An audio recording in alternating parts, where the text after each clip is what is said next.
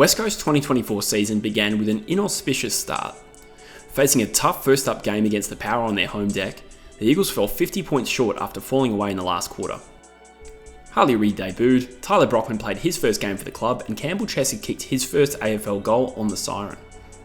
The Eagles' first home game of the season came in round 2 against GWS, and given we had won the same fixture 12 months previous, there was a degree of hope we could replicate that success this time.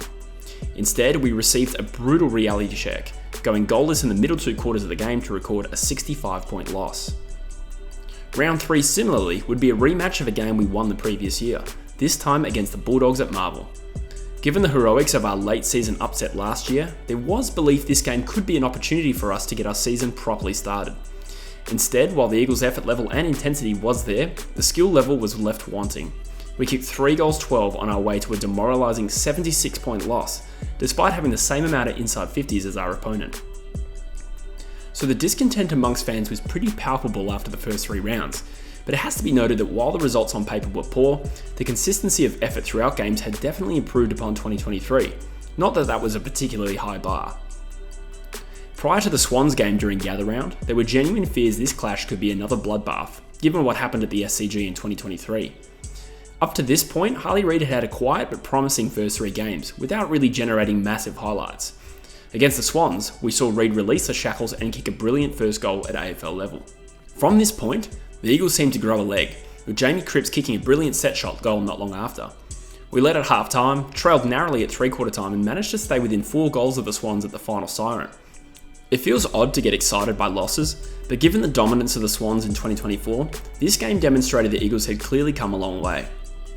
The week after, we took on a depleted Richmond. We conceded the first 4 goals of the game, but from that point on, we were treated to the Harley Reid show. Reid had 27 possessions, a goal and 7 clearances, while Elliot Yeo continued his brilliant season with a monstrous 15 clearances of his own. It may have been a depleted opposition, but it felt good to win again. The fun didn't stop there, however. The last time West Coast hosted a Western Derby, they put in a shameful effort to lose to Fremantle by 101 points. This time, it was a very different contest.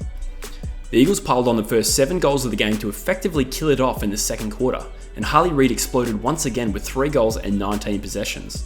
At the final break, the Eagles had opened up a 64-point lead and would coast to a drought-breaking 6-goal Derby win. Suddenly, watching the Eagles felt exciting again. A fit Yohan McGovern in particular was paying dividends, while Harley Reid was looking every bit as good as Judd at the same age.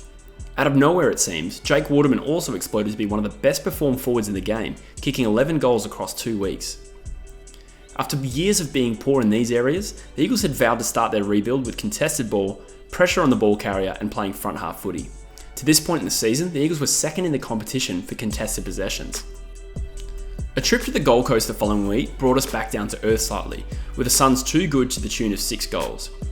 Taking on the Bombers at Optus the following week presented both an opportunity and a challenge. The Bombers were firmly entrenched in the top 8, but the Eagles' recent home form gave us plenty of reason to believe we could win 3 home games on the bounce. And we can be proud of a 7-goal-4 second half, but ultimately it wasn't enough. A late brain fade by Jamie Cripps might have proved costly, as we fell short by 1 straight kick. Round 9 presented another tough test, this time against the reigning premiers at Marvel Stadium. From the outset, the Eagles never really looked in the contest, although the ability to arrest Collingwood momentum in the second half was at least another sign of progress from last year. We fell 11 goals short and were well beaten by a Collingwood side that had looked slick despite their injury situation. Round 10 might have been the best Eagles victory in recent memory. Taking on Melbourne at Optus, you could be forgiven for thinking the Eagles would be no match for the powerful Demons midfield. But if you thought that, you couldn't have been more wrong, as the Eagles and Harley Reid brute forced their way to a 6-goal win. Reid kicked what may end up being goal of the year, capping off possibly his best performance yet with 7 clearances, 21 possessions and a couple of goals. As good as this win was, and it shouldn't be forgotten quickly, the form that followed was closer to resembling the 2023 West Coast side over the next 3 weeks. The week after, we were mercilessly pumped by an Adelaide side that has struggled this year, narrowly avoiding a 100-point loss by just 1 point. This was followed by another disappointing loss at home to St Kilda. Losing to the Saints is no disgrace, but the lacklustre manner in which we played was disappointing nonetheless. Harley Reid was unbelievable in the first half of the game, before Windhager brought a relentless tag that stopped Reid, and by extension, West Coast. In Reid's frustration, he was suspended for 2 weeks for a dangerous tackle on St Kilda's Darcy Wilson. This low energy form was brought into another disappointing loss the following week, this time to the previously winless North Melbourne. The Eagles were missing key midfielders in Reid, Tim Kelly and Jaden Hunt, but this was no real excuse. We were asleep for the first 3 quarters and were well dominated in the middle of the ground by North Young midfield. So we sit at the bye with 3 wins and 10 losses.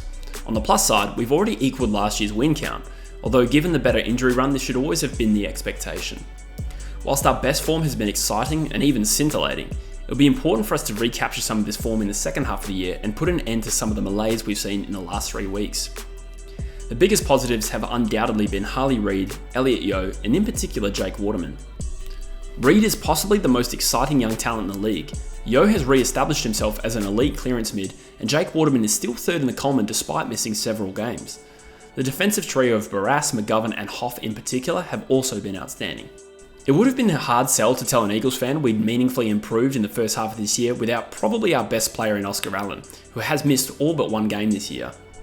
With the returns of Allen, Reid, Kelly and Hunt due in the coming weeks, I have a feeling we will see some more exciting Eagles footy in the second half of 2024.